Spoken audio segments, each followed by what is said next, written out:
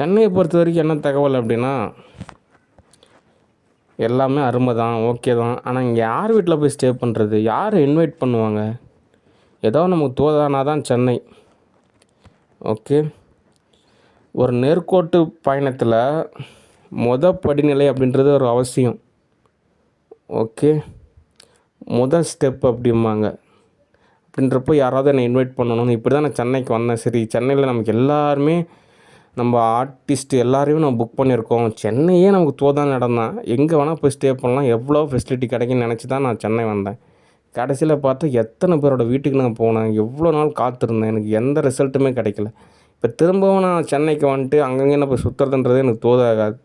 அதனால் எனக்கு இன்வைட் பண்ணணும், எனக்கு சரியான தோதானா மட்டும்தான் நான் சென்னை வரதுன்றது எனக்கு தோதாகும். ஓகே. ஆனாலும் சென்னை வர்றப்போ நமக்கு நிறையா விஷயம் நமக்கு தோதாகும். நல்ல விஷயந்தான். என்னோடய எஜுகேஷன் லெவலையும் நான் கண்டினியூ பண்ணலாம். ஓகே. அதனால் சென்னைக்கு ஒரு பாராட்டு. ஓகே. நானும் சென்னையில் ஸ்டே பண்ணணும்னு நினைக்கிறேன். ஆனால் இன்வைட் பண்ணுறதுக்கான சூழ்நிலை அமையணும். அப்போ தான் தோதாகும். ஓகே. சரி, அடுத்த தகவல். நம்ம ஒவ்வொரு படிநிலையை கடந்தால் மட்டும்தான் சரியான தீர்வு கிடைக்கும். அதனால் பயம் அப்படின்ற ஒரு கான்செப்ட் எனக்குமே இருக்குது. அதனால் அந்த படிநிலையை நான் கடந்து போகணும். முதலாவது எனக்கு ஒரு தொழில் வேணும், கேஷ் வேணும். நானும் நிறைய விஷயம் கற்றுக்கணும். அப்போ தான் படிநிலைகளில் ஒரு மேன்மை அப்படின்றது சாத்தியமாகும். ஓகே. அதனால் நானே ஆல்ரெடி பயத்தில் தான் இருக்கேன். இதில் வேறு உங்களோட பயத்தையும், உங்களோட உணர்வையும், உங்களுடைய ஆதங்கத்தையும், உங்களோட அனுதாபத்தையும், உங்களோட பரிதாபத்தையும் ஒரு வார்த்தைக்காக சொல்கிறவன்னா பரிதாபம்னா யூடியூப் சேனலோட லிங்க் பண்ணாதீங்க. அந்த மாதிரி நிலையில் இருக்கிறப்ப அது உங்களுக்குள்ளேயே வச்சுக்குங்க. ஓகே. நான் ஆல்ரெடி டேமேஜாக தான் இருக்கேன். இதில் உங்களோட உணர்வு நிலையெல்லாம் என் மேலே இன்னும் ஒரு சும்மா மாதிரி திணிச்சிங்க அப்படின்னா எனக்கு இன்னும் வேதனை தான். ஓகே.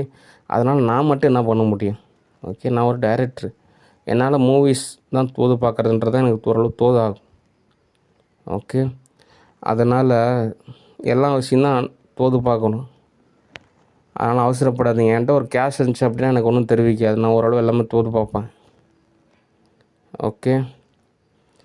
அதனால் என்னுடைய பதத்தை சரியாக புரிஞ்சுக்கிட்டு தான் ஒவ்வொரு விஷயத்தையும் மூவ் பண்ணணுமே தவிர, உங்களோட உணர்வு நிலைக்கெல்லாம் என்னை ஆட்படுத்தினீங்க அப்படின்னா தோதாகாது. ஓகே. அப்படி ஒரு வேளை எல்லாமே தோதாகிற மாதிரியே நம்ம தோது பார்த்தோம் அப்படின்னா அது சரியான தீர்வு கிடையாது. ஏன் அப்படின்னா இந்த உலகத்தையே ஜெயிச்ச அலெக்சாண்டர் கூட கடைசியாக அப்படிலாம் நீங்கள் நினைக்கிற மாதிரிலாம் இல்லைங்க அப்படின்ற மாதிரி தான் சொல்லிட்டு போயிருக்காரு. இந்த உலகத்தையே ஜெயிச்ச செங்கிஸ்தான், மங்கோலியன் நாடு, இப்போ ஏதோ ஒரு வகையில் தான் அந்த நாடே இருக்குது. ஓகே. அதனால் இந்த புகழ், இந்த உலகத்தை ஜெயிக்கிறது, அவங்கள ஜெயிக்கிறது, இவங்கள ஜெயிக்கிறது அப்படின்றலாம் ஒரு விஷயமே கிடையாது. தன்னைத்தானே ஜெயிச்சு தன் நிலையில் ஒரு மேன்மை நிலை ஆகணும் அப்படின்றதான் விஷயம். ஓகே. அதனால் ஏதோ ஒரு உணர்வு நிலைக்கு என்னை ஆட்படுத்தாதீங்க. எனக்கு ஒரு சுதந்திரமான, ஒரு இதமான, ஒரு பக்குவமான, ஒரு அமைதியான ஒரு மனநிலை தேவைப்படுது. அது தகுந்த மாதிரி சூழ்நிலையும் தேவைப்படுது. ஓகே. அந்த வகையில் தான் நான் தோது பார்க்குறதுன்றது தான் எனக்கு சரியாக இருக்கும். ஓகே. உங்களோட பாதைக்கு, உங்களோட தேவைக்கு நீங்கள் தான் பயணிக்கணும். ஓகே. என்னை ஆட்படுத்தக்கூடாது. ஓகே. ஏன்னா அப்படின்னா என்னுடைய பாதை அப்படின்றது ஒரு தனித்துவம். ஓகே. இதில் சேவை செய்கிறேன், ட்ரெண்டு, லைக்ஸு அப்படிலாம் நினச்சி நம்ம தோது பார்த்தோம் அப்படின்னா கூட தோதாகாது. ஓகே. அது சரியான முறையும் கிடையாது. ஓகே. அதனால் அவங்கவுங்களுக்கும் ஒரு லிமிட்டேஷன் இருக்குது. அந்த லிமிட்டேஷன் என்னவோ அதன்படி தான் தோது பார்க்கணும். ஓகே. அடுத்து மேக்ஸிமம் ஒரு நாடு இன்னொரு நாடோட அனாவசியமான விஷயத்தில் இன்வால்வ் ஆகாதீங்க. அவங்கவுங்க நாட்டில் எப்படி முன்னேறது, எப்படி உருப்படுறது, எப்படி அடுத்தடுத்த படிநிலை போகிறது அப்படின்றதான் யோசிக்கணுமே தவிர ஏதோ வகையில் மற்ற நாடுகளோட போயிட்டு ஏதோ தோது பார்க்குறன்றது சரி கிடையாது. ஓகே. சரி, அடுத்த தகவல் ஸ்டூடியோ டிஸ்கஷன். ஸ்டூடியோ பொறுத்த வரைக்கும் பார்த்திங்கன்னா நீங்கள் எப்படி புரிஞ்சுக்கணும் அப்படின்னா, ஒரு காய்கறி பிரியாணி மாதிரி நீங்கள் புரிஞ்சுக்கலாம். ஓகே. இப்போ ஒரு காய்கறி பிரியாணி செய்யணும் அப்படின்னா நமக்கு நிறையா பொருள் தேவை. அதெல்லாம் நம்ம கொண்டு வந்து சமைச்சா மட்டும்தான் ஒரு சரியான ரிசல்ட்டு கிடைக்கும். அதே மாதிரி தான் ஒரு மூவி அப்படின்றப்போ நமக்கு எடிட்டிங் ஒர்க் இருக்கும், அதுக்கப்புறம் இந்த பாடல் வரி அந்த பணி இருக்கும், ஒளிப்பதிவு பணி இருக்கும், நடன அமைப்பு பணி இருக்கும். இந்த மாதிரி நிறையா பணி இருக்குது. அந்த எல்லா பணியும் ஒன்று திரட்டினதுக்கப்புறம் தான் ஒரு திரைப்படம். ஓகே. டேரெக்டாக திரைப்படம் மட்டும் வேணும்னு நினச்சேன்னா அது தோதாகாது. அதனால் ஒவ்வொரு வேலையுமே செய்யணும். ஓகே. அந்த வகையில் எடிட்டிங் ஒர்க்கு நிறையாவே இருக்குது. காசு வேணும், அது வேணும், இது வேணும் அப்படின்னா ஒவ்வொரு படிநிலையாக தான் தோதாகும். அதனால் ஒவ்வொரு மூவியும் நம்ம புக் செஞ்சு பொறுமையாக தான் எடிட் செஞ்சு அதுக்கப்புறம் தான் அப்லோட் செஞ்சு அதுக்கப்புறம் தான் ப்ரொடியூசர் அதை பார்த்து கேஷ் கொடுத்து எல்லாமே அமைச்சு கொடுப்பாரு. ஓகே. அடுத்து ஒவ்வொரு 4 நிமிஷத்துக்கும் வைப்ரேட்டர் அப்படின்ற மாதிரி ஒரு சூழ்நிலை அப்படின்றது தோதாகாது. ஓகே. அதனால் ஒரு வருஷத்துக்கு உண்டான ஒரு வாழ்வியல் அப்படின்ற ஒரு நிலையில் தான் அமைச்சிக்கணும். ஓகே. ஆனால் ஒரு நல்ல ஒரு விஷயம் இருக்குது. டாக்டர் விஜய் அவர் முதலமைச்சர் ஆனதுக்கப்புறம் இந்த ப்ரொடியூசருக்கெலாம் ஒரு நம்பிக்கை அப்படின்றது ஏற்படும். ஏன் அப்படின்னா யாருக்கிட்டேயே காசு கொடுக்குறோம், எப்படி நடக்க போகுது, என்ன நடக்க போகுது அப்படின்ற மாதிரிலாம் ஒரு திகில் இருக்கும். ஆனால் இப்போ அப்படி கிடையாது. இப்போ எல்லாருக்கும் ஓகே, ஒரு சரியான ஒரு லீடர் இருக்கார், அவர் இத்தனைக்கும் சீஃப் மினிஸ்டராக இருக்கார் அப்படின்றப்போ எல்லாமே பாதுகாப்பு தான். இனிமேல் எல்லாமே ஒரு நல்ல விதமாக தான் நடக்கும். அப்படின்றப்போ நம்ம ஒவ்வொரு படியாக தான் நம்ம நகர்ந்து தான் போகணும். ஓகே. உடனே நம்ம விரக்தி உணர்வு ஏற்படக்கூடாது. அப்படி ஆயிடுச்சு இப்படி ஆயிடுச்சுன்னு சொல்லிட்டு குறை சொல்லக்கூடாது. அடுத்தடுத்த படிநிலை நம்ம கடந்து போகிறப்போ நமக்கு பெனிஃபிட் கிடைக்கும். ஓகே. கான்ஃபிடெண்ட்டாக நம்ம மூவ் பண்ணணும். ஓகே. அதே சமயத்தில் ஒரு சமச்சார்பு வாழ்வியல் அப்படின்ற ஒரு கான்செப்ட் இருக்குது. ஓகே. இப்போது உதாரணத்துக்கு ஒரு வயல் இருக்குது. அந்த வயல் ஃபுல்லாக வந்துட்டு பார்த்திங்கன்னா நீங்கள்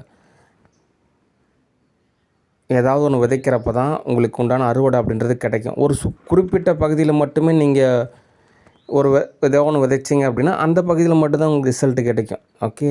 அதனால் அவங்கவுங்களுக்கு கிடைக்கக்கூடிய கேஷை ஓரளவு அவங்க பயன்பாடு வச்சுட்டு மித்த கேஷை வந்துட்டு பயன்பாடில் வந்துட்டு ஒரு பரவலான வகையிலாவது தோது பார்க்கணும். அப்படி தோது பார்த்தா தான் நிறையா வகையில் தோதாகும். ஓகே. அவங்கவுங்க சம்பாரித்தா போதும், அவங்கவுங்க பொழைச்சா போதும்னு நினச்சோம் அப்படின்னா அது ஒரு லிமிட்டேஷன் தான். அடுத்த நிலை வந்து தோதாகாது. ஓகே. அதனால் டிவிகே சார்பாக ஏதாவது கேஷ் கிடச்சிது அப்படின்னா அந்த கேஷில் கன்வெர்ட் ஆகி எனக்கு கொஞ்சம் கேஷ் கொண்டு வந்து கொடுக்கணும். ஓகே. எனக்கு கொஞ்சம் லாபம் தேவைப்படுது. அவங்கவுங்க சம்பாதிக்கிறது அவங்கவுங்க வச்சுக்கின்னு தான் நினைக்கிறாங்க. அது நல்ல விஷயமா கூட நீங்கள் உங்களுக்கு நினைக்கிற மாதிரி நினச்சிக்கலாம். ஆனால் இருந்தாலும் நீங்கள் நுட்பமாக புரிஞ்சுக்கிட்டீங்க அப்படின்னா எனக்கு நீங்கள் ஓரளவுக்கு கேஷ் கொடுத்தா தான் உங்களுக்கு ரெகுலராக அந்த கேஷ் கிடச்சிக்கிட்டே இருக்கும். ஒரு வேளை இப்போ மட்டும் சுரண்டிக்கலாம் அப்படின்னு நினச்சிங்க அப்படின்னா அடுத்த டைம் உங்களுக்கு எதுவுமே தோதாகாது. அகல பாதாளத்துக்கு தான் போகணும், அதே சமயத்தில் நரகத்துக்கு தான் போகணும். ஓகே. அதனால் கிடைக்கக்கூடிய நன்மை எவ்வளவோ அந்த வகையில் வச்சுட்டு மிச்ச விஷயத்தை நம்ம வந்து ஷேர் பண்ணால் தான் நமக்கு திரும்ப நிறையாவே கிடைக்கும். ஓகே. அதனால் என்னோடய வறுமை நிலையெல்லாம் மாறி ஒரு நல்ல ஒரு நிலைமைக்கு நான் வர்றப்போ தான் என்னாலே நிறையா விஷயம் தோது பார்க்கன்றது கொஞ்சம் ஈஸியாக இருக்கும். ஓகே. சரி. மூவி அப்படின்றது நான் பொறுமையாக பதமாக சரியான விதத்தில் தோது செய்வேன். அதனால் சந்தேகப்படாதீங்க. ஓகே. அதே சமயத்தில் என்னுடைய வேலை பளுவை வந்துட்டு ஒரு சமமான அளவில் பகிர்ந்துக்கணும். எல்லா வேலையுமே என் மேலேயே திணிக்கக்கூடாது. ஓகே. நான் மட்டும் என்ன செய்வேன், கொஞ்சம் மனசாட்சியாவது என்னுடைய வேலையை கொஞ்சம் பகிர்ந்துக்குங்க. ஓகே. நான் ஸ்டூடியோவில் எக்கச்சக்கமான வேலை இருக்குதுன்னு உங்களுக்கே புரியும். ஓகே. அதே சமயத்தில் கேஷ் அப்படின்றதில் உங்களுக்கு நியாயமான ஒரு தொகை வழங்கப்படும். என்ன ஏமாற்றுன்னு நினைக்காதீங்க. அதே சமயத்தில் நானும் உங்களை ஏமாற்ற மாட்டேன். ஓகே. சரி. மற்றவங்களோட லைக்ஸ் அப்படின்னு நினைக்காதீங்க. நம்மளே பரிசோதித்து நமக்கு எந்த வகையில் தோதாகுமோ அந்த வகையில் தான் நம்ம தோது பார்க்கணும். ஓகே. அதனால்